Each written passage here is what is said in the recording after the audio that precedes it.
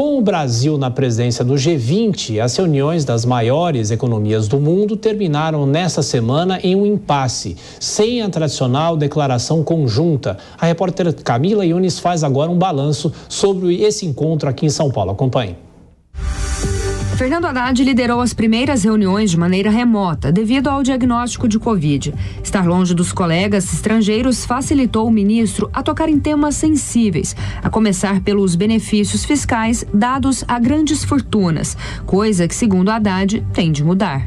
Apesar dos avanços recentes, é um fato inquestionável que os bilionários do mundo continuam evadindo nossos sistemas tributários por meio de uma série de estratégias. O mais recente relatório do EU Tax Observatory sobre evasão fiscal demonstrou que bilionários pagam uma alíquota efetiva de impostos equivalente a entre 0,5% de sua riqueza. Entretanto, o ministro brasileiro não foi muito além da pressão. Haddad instigou as delegações presentes a elaborarem um plano de ação internacional para que os super ricos paguem sua justa contribuição em impostos. A ideia é retomar o tema, talvez com alguma proposta estruturada, na próxima reunião em julho.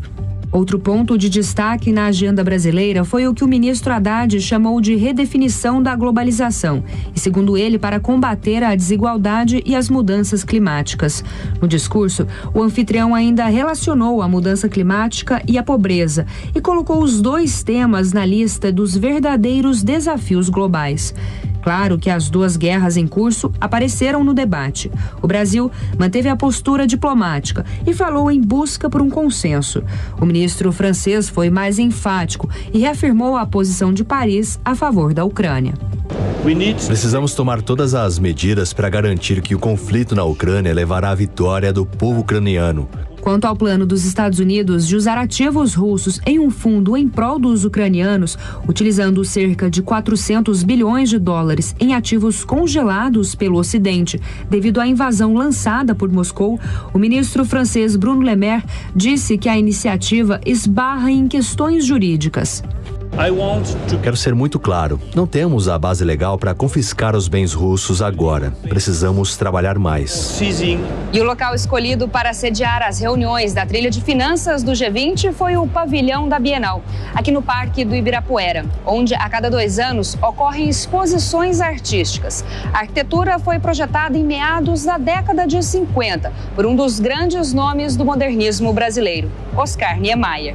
E por falar em modernidade, o Brasil quer se consolidar como referência na transição ecológica. Durante o Fórum do G20, foi lançado um programa para atrair investimentos aqui para o Brasil em economia verde.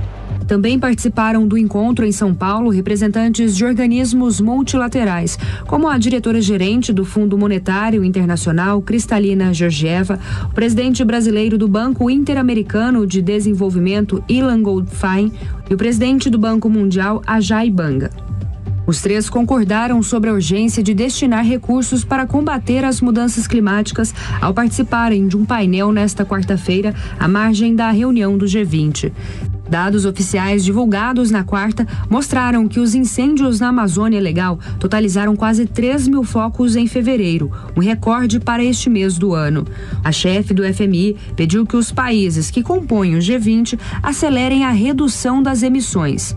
Segundo Kristalina Georgieva, uma das saídas seria eliminar os subsídios aos combustíveis fósseis, estimados em 1 trilhão e 300 bilhões de dólares em 2023. O brasileiro Ilan Goldfein, por sua vez, afirmou que o BID planeja triplicar de 50 bilhões de dólares para 150 bilhões de dólares o apoio a projetos contra as mudanças climáticas na América Latina na próxima década.